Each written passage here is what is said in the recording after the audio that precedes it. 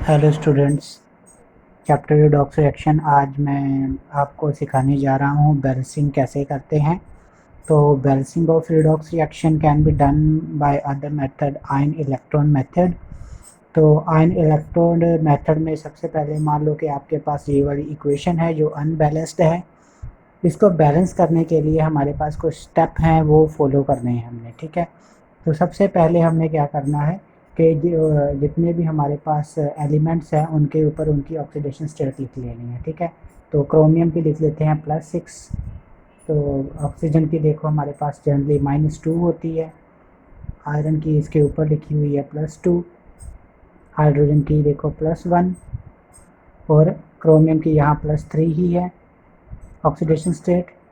और आयरन की देखो यहाँ क्या है +3 और हाइड्रोजन की कितनी है +1 और ऑक्सीजन की कितनी है देखो -2। तो देखो जिन ऑक्सीडेशन स्टेट में चेंज आया होगा उनको हमने कंसिडर करना है। देखो ये +6 है, यहाँ +3 हो गई, तो यहाँ +2 आयरन की है और यहाँ +3 हो गई। तो इसका मतलब है बाकी में हाइड्रोजन में कोई चेंज नहीं आया, इधर भी कोई चेंज नहीं आया। इन एटम को हमने नहीं लेना, हमने सिर्फ वही एलिमेंट को लेना है जिनमें चेंज आया हो। तो कुछ स्टेप फॉलो करने पड़ेंगे। सबसे पहले हम स्टेप नंबर 1 ले लेते हैं। स्टेप नंबर 1 क्या है? Separating oxidation reduction half cell. Oxidation और रिडक्शन हाफ सेल में क्या देखना है हमने? देखो इसमें ऑक्सीडेशन स्टेट +2 है, +2 जो किस में चेंज हो गई +3 में चेंज हो गई। तो +3 में जो ऑक्सीडेशन स्टेट चेंज हुई है इसका मतलब है कि पहले +2 थी फिर +3 हो गई। तो इसका मतलब है कि ये एक इलेक्ट्रॉन जो है लूज़ हुआ है। तो स्टेप 1 में हमने पहले रिडक्शन हाफ सेल लिखने हैं। तो जिसमें ऑक्सीडेशन होगी तो वो ऑक्सीडेशन से हो जाएगा ऑक्सीडेशन हाफ सेल, और जिसमें रिडक्शन होगी वो रिडक्शन हाफ हो गया। तो सो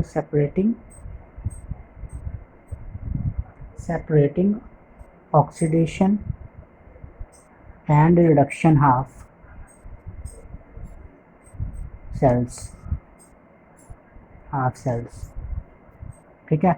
तो ऑक्सीडेशन किस में हुई थी? हमारे Fe में। सो उसे लिख देते हैं हम oxidation half cell. Oxidation half cell कौन सा है? Fe2 positive converted into the Fe3 positive, ठीक है। इसी तरीके से रिडक्शन क्रोमियम में देखो +6 जो है +3 में चेंज हुई। इसका मतलब है कि इसकी क्या हुई है? इसकी रिडक्शन हुई है। तो ये हमारा बन गया reduction half cell. So reduction half cell, तो रिडक्शन हाफ सेल बन गया हमारे पास Cr2O7 2 negative converted into the Cr3 positive. Okay, तो स्टेप नंबर 2 आगे देखो। स्टेप नंबर 2 में हमने क्या करना है? स्टेप नंबर 2 में बैलेंसिंग एटम करनी है, बैलेंसिंग एटम्स। तो एटम इनके बैलेंस कर लेने हैं। अब हमने देखो Fe2 पॉजिटिव को Fe3 पॉजिटिव, तो ऑक्सीडेशन है ये। ऑक्सीडेशन में हमें कुछ भी बैलेंस करने की ज़रूरत नहीं है क्योंकि इधर भी एक आयरन है उधर भी एक ही आयरन है। तो Fe2 पॉजिटिव है जो है वो Fe3 पॉजिटिव ऐसे ही लिख दिया। तो नेक्स्ट देखो क्रोमियम Cr रिडक्शन है, आगे आ गई हमारे पास रिडक्शन। तो रिडक्शन में देखो Cr2O7 2 नेगेटिव, ठीक है, जो कि किस में कन्वर्ट हो गया है? Cr3 पॉजिटिव में। सो Cr3 पॉजिटिव मतलब कि इधर 2 है क्रोमियम, तो इधर भी आप 2 लगा दोगे। ओके, तो नेक्स्ट आपने क्या करना है कि ऑक्सीजन को बैलेंस करने के लिए हमने ऑक्सीजन नहीं लिखना, हमने क्या ऐड करना है इधर? Water, H2O। तो ऑक्सीजन को बैलेंस करने के लिए यहाँ 7 लगाएंगे, सिर्फ ऑक्सीजन को बैलेंस किया।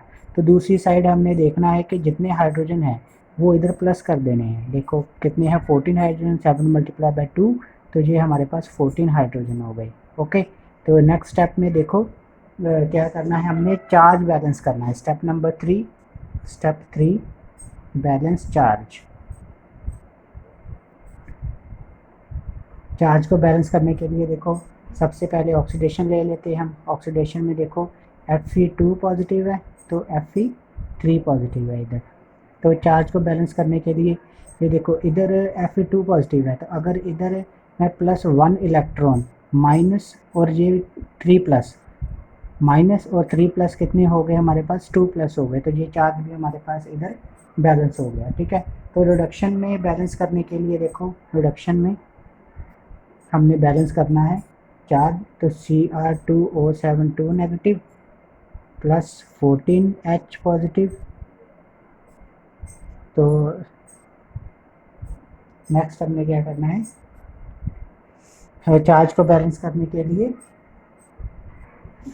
इसको पहले लिख लिया हमने ऐसे ही, तो देखो इधर कितने हैं, ऐसे ही पहले लिख लो Cr3 positive 2 plus 7H2O।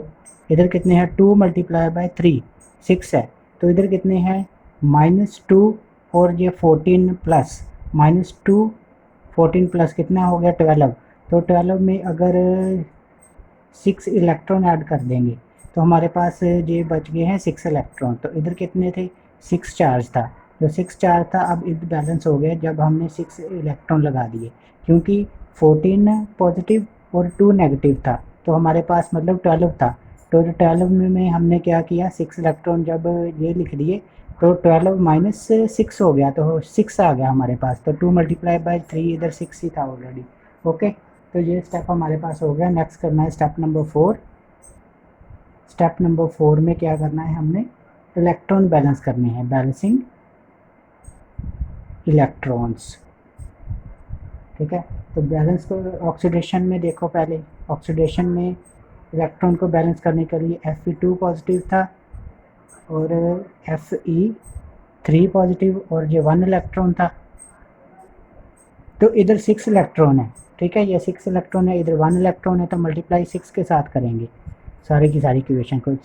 Multiply करने के बाद हमारे पास इक्वेशन बन जाएगी 6Fe2 पॉजिटिव, इसके आगे भी 6Fe3 पॉजिटिव और ये भी 6 इलेक्ट्रॉन हो गए। ठीक है, तो ये हमारे पास जब अब ये इक्वेशन बन गए। ठीक है, तो नेक्स्ट भी हम रिडक्शन की भी इक्वेशन लिख लेते हैं। तो रिडक्शन की इक्वेशन भी जब लिखेंगे, तो रिडक्शन की इक्वेशन में हमारे पास Cr2O7 नेगेटिव, ठीक है, तो 14H पॉजिटिव था और 6 इलेक्ट्रॉन थे, तो 2Cr3 पॉजिटिव और 7H2O। ठीक है बेटा, नेक्स्ट हमने देखो स्टेप नंबर 5 जो लिखना है। स्टेप नंबर 5 में क्या है कि इन सभी को ऐड कर देना है, ऐड 2 इक्वेशंस जो अभी मैंने ऊपर लिखी थी, वो उन इक्वेशन को प्लस कर देना है। ठीक है, तो बन गया 6Fe2 positive plus Cr2O7 negative plus 14H positive plus 6 electrons, दूसरी साइड वाले भी लिख लेने हैं, 6Fe3 positive plus 6 electrons plus 2Cr3 positive plus 7H2O। Okay, तो यहाँ इधर भी इलेक्ट्रॉन 6 है, उधर भी 6 है, तो इन्हें कट ऑफ कर देना है।